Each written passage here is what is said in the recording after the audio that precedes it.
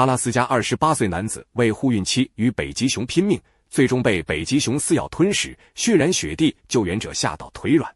据阿拉斯加日报报道，1990年12月4日，那是一个慵懒、寒冷却宁静的下午，一对年轻的夫妻决定外出散步。27岁的贝卡挺着8个月大的孕肚，步伐缓慢而笨拙。她28岁的丈夫卡尔因担心12月的积雪和暗藏的冰层让她一不小心滑倒，本想劝她留在屋里，但贝卡固执地坚持。她整整1个星期都在渴望街角小店的盐醋味薯片。她说无论如何都要活动一下那双因怀孕而肿胀的双腿。贝卡走得艰难，一边走一边喘着气，裹得严严实实，看起来就像一只笨拙又疲惫的小企鹅。卡尔紧紧挽着她，生怕她在冰雪上打滑。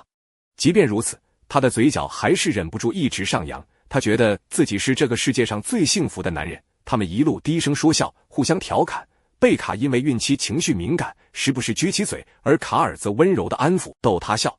他们完全沉浸在这段柔软的亲密时光里，全然没察觉到远处一头成年北极熊正大摇大摆地踏进镇上的主街，缓缓朝他们逼近。他的脚步并不急躁，就像那条街道本该属于他一样。或者也许他已经饿得神志不清，连前行的本能都丧失了，只剩下最原始的驱动力——饥饿。如果这对夫妻能早点察觉到远处的白色身影，他们或许还能轻松逃走。可惜他们仍沉浸在自己的世界里，夫妻俩的笑声回荡在空旷的街道上，直到那头北极熊几乎撞到了他们面前。贝卡是第一个察觉到的，他猛地抬头，看到雾气中不足12米的距离，一个庞大到令人绝望的身影正缓缓浮现，他的轮廓在纯白的背景里显得格外狰狞，如同噩梦中走出来的怪物。呼出的热气在寒雾中蒸腾，露出尖锐的獠牙和空洞的饥饿眼神。卡尔几乎是本能地反应过来，他的身体先于思维做出了选择。他迅速伸手摸进口袋，掏出唯一能称作武器的东西——一把廉价的折叠刀。那是他16岁生日时父亲送给他的礼物。他猛地将贝卡往后推，让他快跑。然后卡尔站在妻子和未出生的孩子前方，像一道瘦弱却不可退让的屏障。贝卡本能地转身，拼命往回跑。他的脚踝因为浮肿几乎无法支撑，步伐踉跄得像随时会摔倒，但他别无选择，他只能用尽所有的力气逃命。就在他跑开的最后一刻，耳边响起了一声低沉而凶狠的兽吼，紧接着是一声如公牛冲锋般的震天怒吼。那不是熊的吼声，那是卡尔的声音。他已经做好了必死的准备，他明白自己绝不可能活下来，但他心里只有一个信念，无论如何他要让贝卡和孩子活下去。贝卡听见的并不是惊恐绝望的尖叫，而是一声真正的战吼。卡尔主动冲向了那头巨兽，手里拿着那把折叠刀。北极熊猛扑下来，巨大的爪子疯狂挥舞，拍击在冰面上的声响如同一辆卡车碾压而过，震荡的气浪让卡尔胸口发闷，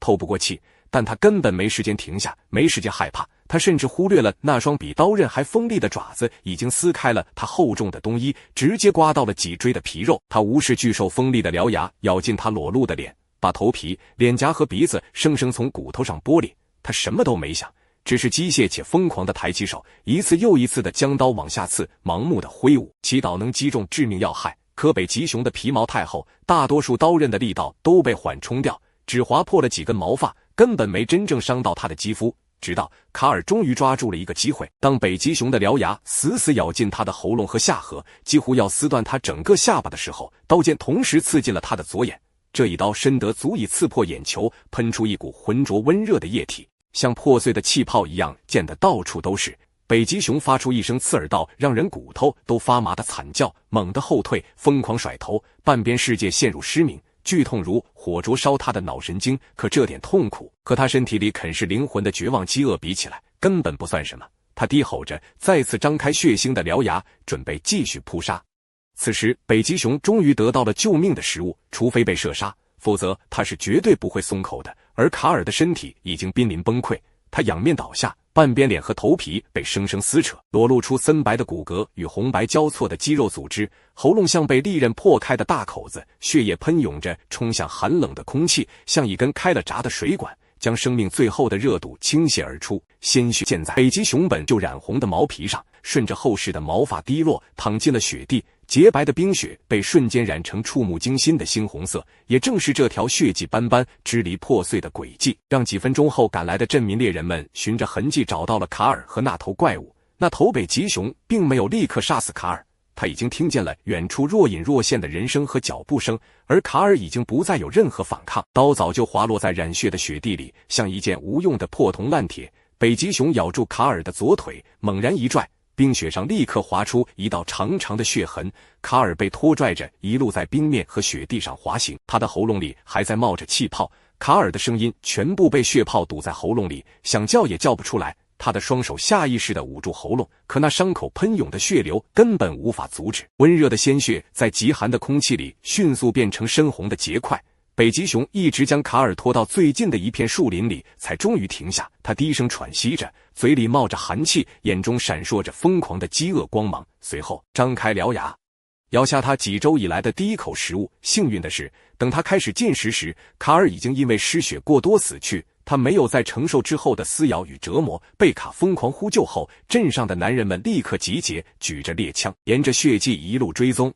他们一路走到镇子的尽头，甚至不用再仔细搜寻，因为树林里传来了令人头皮发麻的声音，撕裂的咀嚼声，碎骨的脆响，还有北极熊贪婪吞咽时发出的低沉咕噜声，那根本称不上什么对峙。北极熊沉浸在这顿迟来的盛宴中，他饿得眼里只剩下食物，完全没意识到周围已经出现了5个人，枪口稳稳指向他。他倒下的时候，嘴里还咬着卡尔的大腿肉，嘴角淌着新鲜的血。就这样，阿拉斯加现代史上第一起北极熊袭击人类的事件，也是第一头因袭击人类而被击毙的北极熊终于落幕。北极熊死后，爪子仍紧抓着血染的雪地，像是死也不肯放下猎物。这个只有不到200人的小镇，所有人都认识卡尔和他年轻的妻子，他们对这头饥饿猛兽的愤怒与恐惧可以理解。有专家解释称，1990年对于北极海岸线来说是异常艰难的一年，阿拉斯加也不例外。那年秋天，海冰尚未延伸到岸边，使北极熊几乎无法捕猎海豹。并不是说北极熊不能在陆地或水下狩猎，但能成功捕猎养活自己的个体始终是少数。这样的季节里，弱者注定会被寒冷与饥饿淘汰，只有最强大、最高效的猎手才能活下来。正是这种自然选择，让脆弱的基因无法延续，使北极熊得以世世代代保持世界上最可怕熊类的头衔。到12月，加拿大、阿拉斯加、挪威、格陵兰和俄罗斯的北极熊普遍都比往年瘦弱得多，但没人能完全确定情况究竟多严重，毕竟没人能随便靠近北极熊给他们做检查。要知道，它可是全世界攻击性最强的熊类。秋季初，曾有2名生物学家飞往阿拉斯加，打算调查北极熊的生存状况以及冰层距离海岸的远近。但他们最终发现了什么？没有人知道，因为那2名生物学家连同飞行员和飞机一起失踪，至今杳无音讯。于是人们只能继续远距离观察，直到某种极端情况发生。事实上，只要仔细看看阿拉斯加的海岸线，就能察觉到危险正悄然逼近。一头成年雄性北极熊开始向人类聚居区移动，它步伐蹒跚，身形憔悴，即使隔着厚厚的毛皮，也能一眼看出它正濒临饿死。成年雄性北极熊平均体重在1200磅左右，体型更大的甚至能达到2000磅，而这头流浪的北极熊体重只有572磅，不足正常的一半。